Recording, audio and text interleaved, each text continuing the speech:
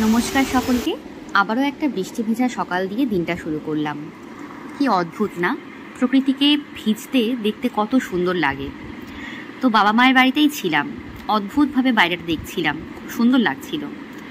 তো মা বাড়ি ছিল না, এদিকে প্রিয়া আবারও আজকে সকালে আমার জন্য দারুণ একটা ব্রেকফাস্টের কিন্তু ব্যবস্থা করেছিল। এই যে বাইরে থেকেও আমার জন্য খাবারটা কিনে এনেছিল, এটা খেতেও কিন্তু খুব ভালো ছিল। তো আমি বরাবরই একটু ঝাল খেতে ভালোবাসি, তাই যে কোনো সময় খাবারের সাথে লঙ্কাটা কিন্তু খাই। তো খাওয়ার পরে আবারও উঠে গিয়ে বাইরে বসেছিলাম, বাইরেটা দেখছিলাম, খুব ভালো লাগছিল। অনেক দিন পর বৃষ্টি, তার মধ্যে যা গরম সে আর বলার কথা না।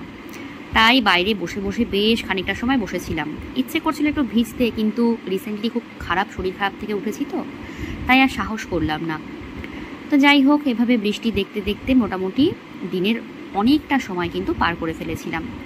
ওদিকে দুপুরবেলা স্নানের আগে প্রিয়া দেখলাম আবার তরমুজ কেটে রেখেছে। তো আর কি, অগত্যা খেতেই হবে।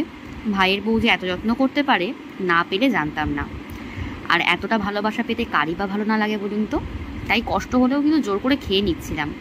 আমার আবার একটু প্রবলেম আছে, আমি একসাথে অনেক খাবার খেতে পারি না। কিন্তু এবারে গেছি যখন, যা ও আমাকে করে দিয়েছে খেয়েছি। এই দেখুন, দুপুরেও কত আয়োজন, আবার সন্ধেবেলা চা বিস্কিট।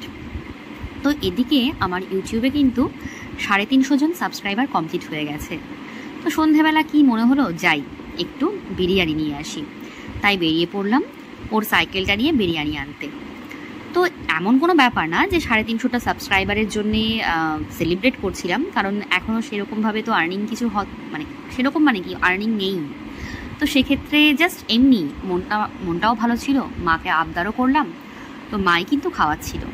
তো ফেরার পথে একটু মিষ্টিও নিয়েছিলাম, আমার বরটা আবার খেতে চেয়েছিল।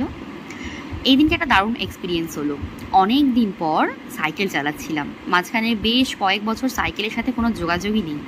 তো এই সাইকেলটা আমার ভাই প্রিয়াকে এবার ওর জন্মদিনে গিফট করেছে। তো যাই হোক, বাড়িতে একটা সাইকেল রয়েছে যেহেতু, তাই আমিও ওটা চালিয়েই চলে গিয়েছিলাম। আর এই যে বিরিয়ানি, তার সাথে একটু গ্রেভি, অনেকটা বিরিয়ানি ছিল। 100 টাকায় এতটা বিরিয়ানি, তাও আবার 2টো চিকেন, সাথে স্যালাড, ডিম, আর তারপরে দেখছি সাথে রয়েছে তৃপ্তি ডিমরি। তো এই লিমকার বোতলে তৃপ্তি ডিমরিকে দেখেও বেশ ভালোই লাগলো।